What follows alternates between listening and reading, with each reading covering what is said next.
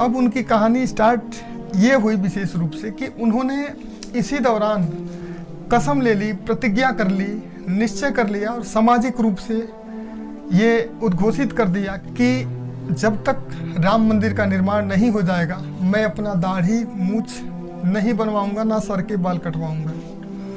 सोच लो आप।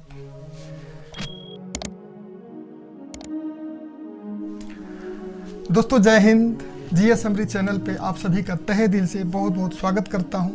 और हमारी पिछली वीडियो जो हमने केजरीवाल के ऊपर गीत गाया था उसको आप लोगों ने इतना भर भर के प्यार, सपोर्ट, आशीर्वाद, दुलार दिया, इतने अच्छे अच्छे सुंदर सुंदर कमेंट आए, आशीर्वाद आए कि मन अभिभूत हो गया। बहुत बहुत तहे दिल से धन्यवाद आप सभी का। दोस्तों चलिए आगे बढ़ते हैं। आज की वीडियो में मैं आपके बीच में अपने एक भूतपूर्व आचार्य जी की कहानी शेयर करना चाहता हूं, जो शायद मेरी तरफ से उनके लिए एक श्रद्धांजलि होने वाली है। क्योंकि दोस्तों मुझे अभी नहीं पता कि वो इस दुनिया में है या नहीं है, लेकिन मैं अब जा कर के पता लगाऊंगा और जानने की कोशिश करूंगा कि अगर वो हैं तो किस अवस्था में है और नहीं है तो किस वजह से नहीं है। लेकिन कुछ ज़रूर मुझे जो जानकारी है आगे कहानी में आपको बताऊंगा। तो दोस्तों बात ये शुरुआत होती है 1992 की, जब राम मंदिर का मुद्दा काफ़ी ज़ोर शोर से चल रहा था। और उस टाइम जो है कि बाबरी मस्जिद तोड़ने वाला काम हुआ था। शासन उस टाइम पे सेंटर में कांग्रेस का था।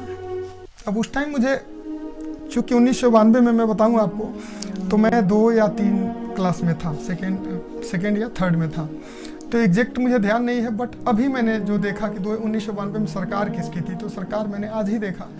तो उस टाइम कांग्रेस की सरकार केंद्र में थी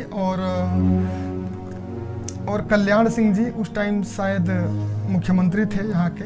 चूँकि हम लोग अभी बच्चे थे, छोटे थे, तो हमें इतनी नॉलेज नहीं थी, लेकिन कुछ चीज़ें जो विशेष होती हैं ना वो दिमाग पे बैठ जाती हैं, फिट हो जाती हैं, वो कभी नहीं निकलती। सारी बातें नहीं, लेकिन कुछ विशेष चीज़ें। तो उन्हीं विशेष चीज़ों में दोस्तों यह मुद्दा काफ़ी ज़ोर शोर से चल रहा था। और उस टाइम का मुझे याद है कि गांव-गांव से ईंट मंगाई जा रही थी। एक गाड़ी घूमती थी, उस गाड़ी में अपने अपने घर से एक एक ईंट ले आकर के लोग उस गाड़ी में रख रहे थे।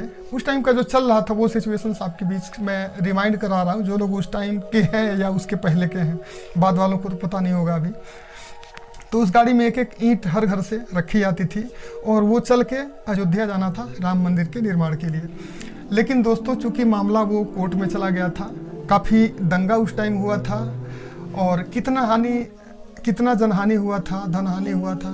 अब एग्जैक्ट हम उस टाइम के हिसाब से नहीं बता सकते, लेकिन अभी हम सर्च करें तो सारी डिटेल हमारे बीच आ जाएगी। हम अभी भी जान सकते हैं कि क्या क्या हुआ था।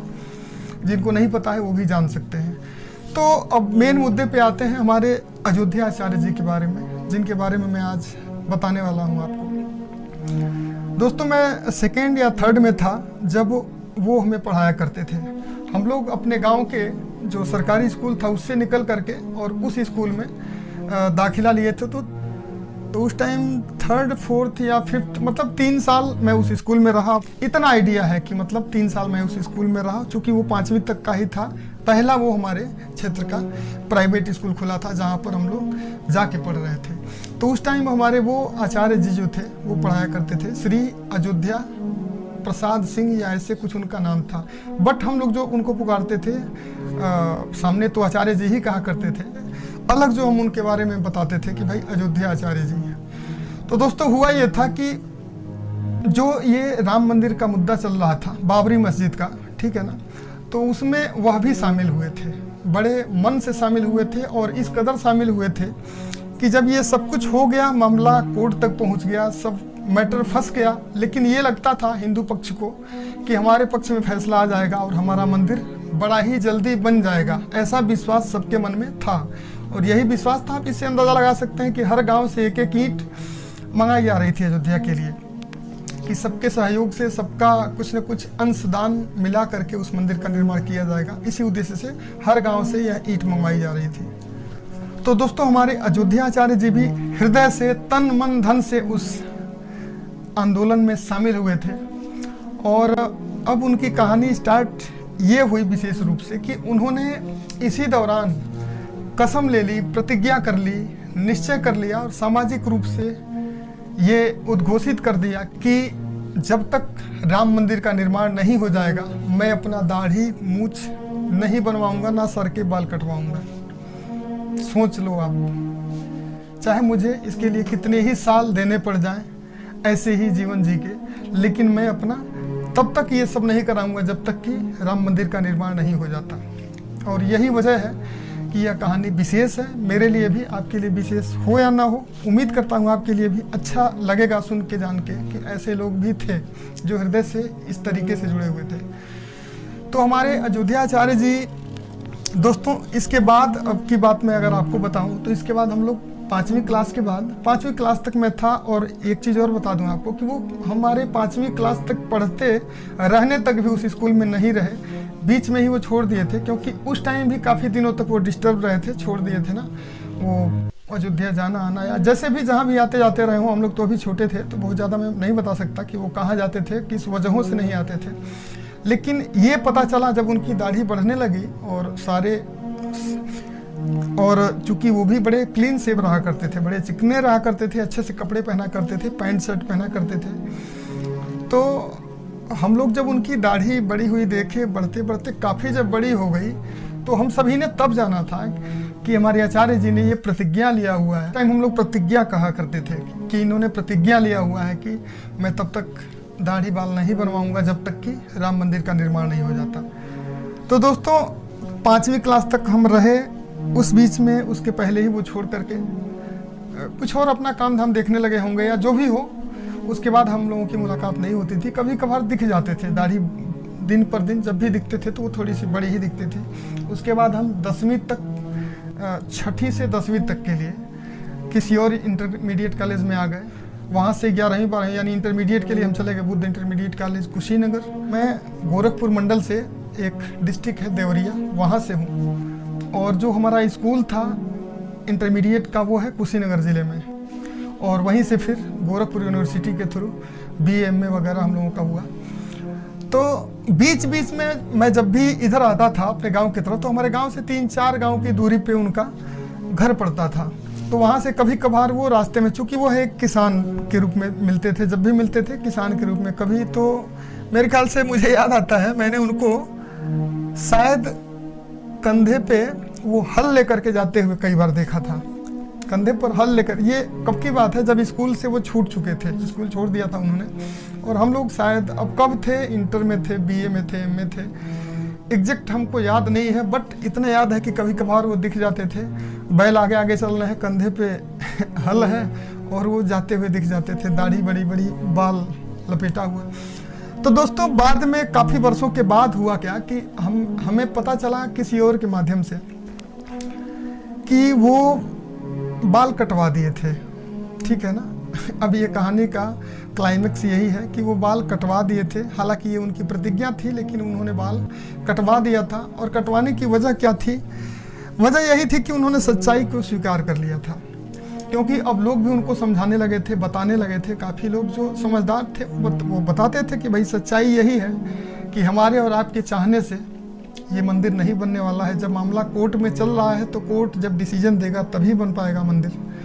और इस चीज़ को मुझे लग रहा है काफ़ी सालों तक वो नहीं मानने को तैयार थे। लेकिन जब शासन भी अलग अलग सरकारों का, अब मोदी जी तो 2014 के बाद आए हैं, तो शायद चूँकि BJP का तो ये तो एजेंडा ही था, तो इस वजह से एक विश्वास वैसे ही हो गया लोगों के मन में। लेकिन 2014 के पहले वही कांग्रेस चल रही थी सेंटर में, और हमारे यूपी में अपने मुलायम सिंह जी चल रहे थे, फिर मायावती जी आई, बहन जी, फिर अखिलेश यादव जी, तो यही लोग चल रहे थे। तो एक उम्मीद जो थी वो नाउम्मीद में बदल चुकी थी, और यही वजह है शायद कि उन्होंने फैसला किया होगा लोगों की बातों को मानने के बाद से कि इसको हटवा ही देते हैं। तो जो क्लाइमेक्स इसका यही है कि उनकी प्रतिज्ञा थी, और काफ़ी सालों तक, कम से कम उनकी प्रतिज्ञा जो थी 1992 की, उसके बाद से लगभग 10-12 वर्षों तक मैंने उनको देखा था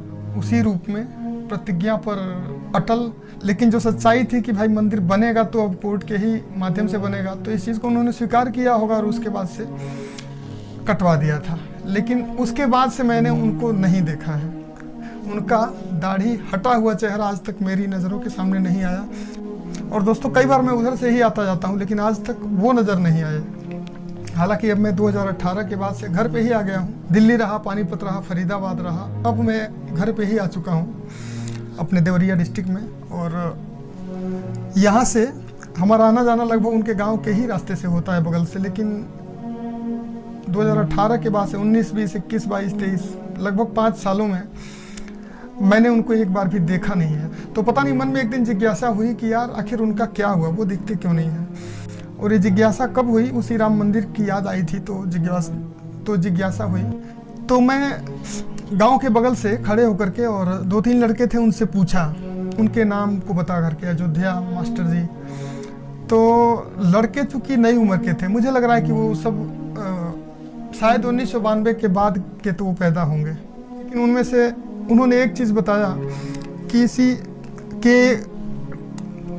कि कोरोना के टाइम में यानी 2020 में किसी अयोध्या नाम के आदमी का स्वर्गवास हो गया था।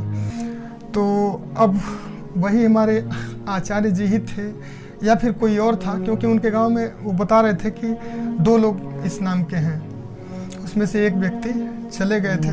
तो अब वो हैं या नहीं है मैं श्योर नहीं हूँ, लेकिन मैं कोशिश करूँगा एक दिन उनसे मिलने की जल्द से जल्द, और आपसे भी रूबरू कराने की कोशिश करूँगा।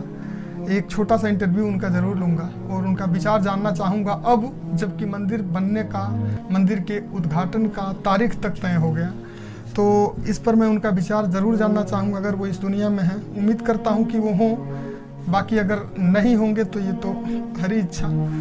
अब देखिए मेरा मन क्यों हुआ कि मैं आपके बीच ये कहानी रखूँ। यह उनके त्याग जो 11-12 वर्षों तक उन्होंने किया, उसके प्रति मेरी बड़ी संवेदना रहा करती थी कि भगवान के प्रति इतना प्रेम, इतना विश्वास किसी के मन में है। तो शायद ये स्टोरी आपके बीच में शेयर करके, उनके नाम को शेयर करके, मैं थोड़ा सा अपने मन में एक उनके प्रति एक आदर महसूस करूँगा। उनके इस इतने बड़े त्याग को मैंने अपने तरीके से प्रणाम किया है। देखिए उन्होंने प्रण तो किया था, लेकिन 10-12 वर्षों तक के बाद भी चूँकि सरकारें उस तरह की नहीं आई कि जिससे उम्मीद किया जा सके कि मंदिर बन पाएगा, चूँकि मामला तो कोर्ट में था ही और सच्चाई यही थी कि अब कोर्ट से ही बनना था। तो उन्होंने बनवा भी लिया होगा, अगर दाढ़ी कटवा लिया था तो ये कोई गलत बात नहीं थी, उन्होंने सच्चाई को स्वीकार ही किया था। तो चलिए वीडियो समाप्त करता हूँ। अभी तो छोटी सी कहानी थी लेकिन काफ़ी लंबी हो गई, और तो यही उनकी कहानी थी। अब उनसे मैं कोशिश करूँगा मिलने की, अगर मिलता हूँ उनसे तो एक बार ज़रूर आपके बीच वो स्टोरी रखूँगा, इंटरव्यू आपके बीच में प्रस्तुत करूँगा। तो दोस्तों उम्मीद है आपको ये जान करके अच्छा लगा होगा, मन में खुशी हुई होगी जानने के बाद से।